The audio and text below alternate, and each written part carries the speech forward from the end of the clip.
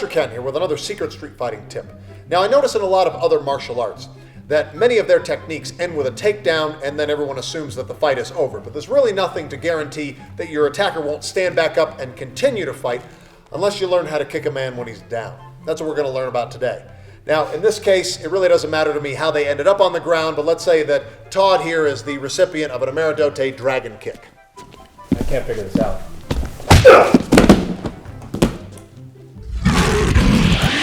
All right, once your attacker is on the ground, first thing to do is make sure to clear the area of any debris, things that you don't need anymore that you might trip on.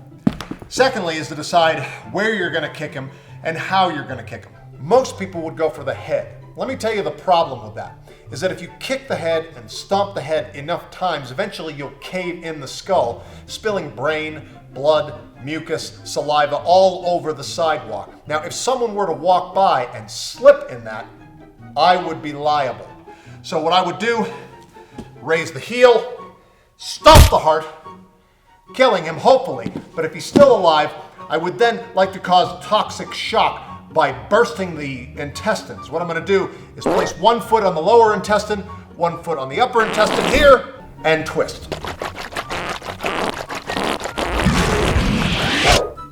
Once you've kicked a man to death, the next step is to be patient. You need to wait for at least 6 to 36 hours for rigor mortis to set in. This makes the body stiff and therefore easier to move. So the only kick that you need to administer at this stage is a tenderness kick to check to see if the body is stiff enough to move.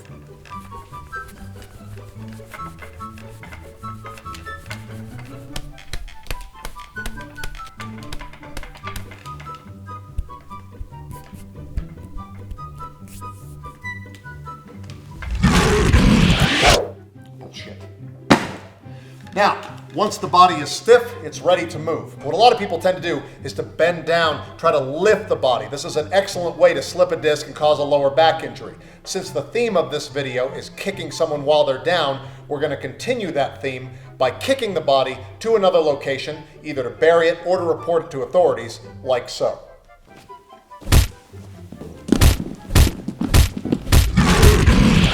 That concludes our video on how to kick a man while he's down. I know that seems like a lot of information, but the best way to remember it is to remember the words of the famous Canadian physicist Don Henley, who said, "Kick them when they're up, kick them when they're down.